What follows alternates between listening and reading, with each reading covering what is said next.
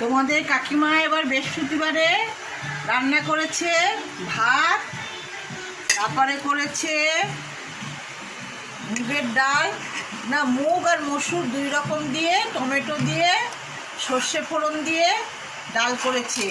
এখানে আছে লেবু আর শসা, আর এখানে আছে নাতির জন্য একটু আলু সিদ্ধ, আর এখানে আছে আলু কুচিয়ে বেসন দিয়ে আর চালের গুঁড়ো কালো জিরে দিয়ে বড়া ভাজা।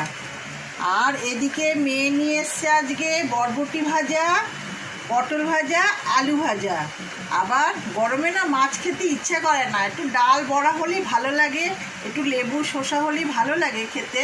কিন্তু না, মাছ আছে, কালকের মাছ হচ্ছে মেয়ে যে ট্যাংরা মাছটা নিয়ে এসেছিলো সেই মাছটা পুরো রয়েছে, খাওয়াই হয়নি কালকে।